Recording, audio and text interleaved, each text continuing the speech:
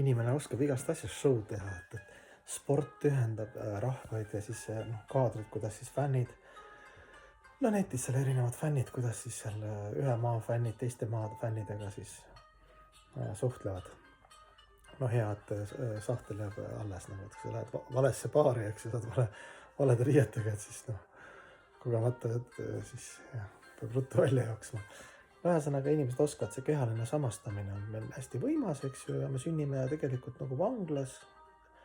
kus meil on siis sellised meie heasoovijad nagu genitaalid, kõht ja keel ja mõistus ka, ja siis sellega samastame, jookseme siis nende järgi, ja mõtled, et sünnid selles kohas ja mõtled, see ongi elu, et mis ma ikka see väike isiksus saab teha siin, eks ju. Kus need alternatiivid siis on? Olengi mis iganes seksuaalhälvete ori või seksuaalsusori, mitte ainult seksuaalhälvete, lihtsalt arvan, et ma olen see sugupool, eks ju, ma vajan rahuldada ennast, kuidagi rõõmu tunda, anda läbi söögi ja läbi jutu ja keelega siin, söök ja keel, eks ju, siis mõistuse igaseks spekulatsioonid, mängid nagu jumalat, et nii peaks olema, siis mängid ümber natuke 5 minuti pärast, 5 aasta pärast natuke kontseptsioone, ikka oled nagu õhku täis ja selline ongi see maailm, eks ju, kui on siis 4 vangivalvuri küsis ja siis tulevad mingid pühamehed, ütlevad, et kuidas sul läheb, sa ütled, et normaalne, elu on normaalne, et kui halb tuju, siis pane väikse õlle sisse, elu tõstab ära ja ma ei tea mingid,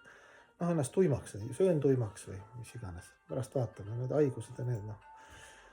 ja väike enesetapp ja antidepressandid ja enesetapu protsendi suurenemine, see on elu, midagi ei ole teha, see must suur auk südames, hinges läheb järjest sügavamaks, aga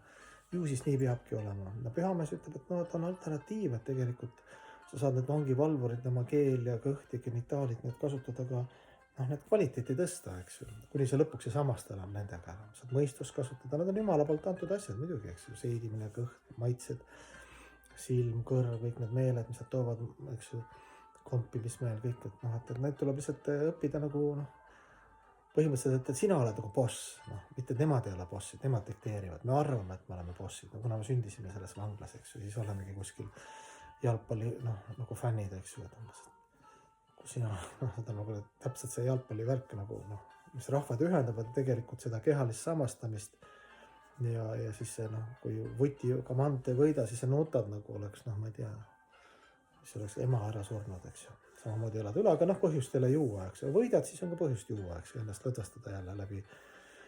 läbi keeleorjuse ja kõhuorjuse. Ja siis selline sügav analüüs, pühakud ja pühakirjutajad sügav analüüsi siis meile vangla kinnipeetutele.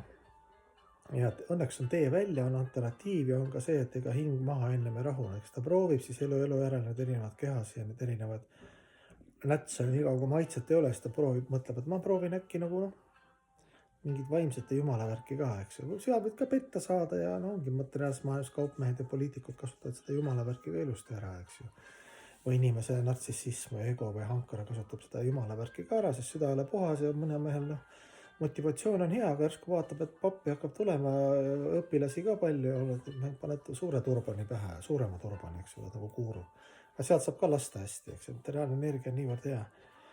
hea mäng, nagu ma olen ka dokumentaalfilme vaadanud siin ka, et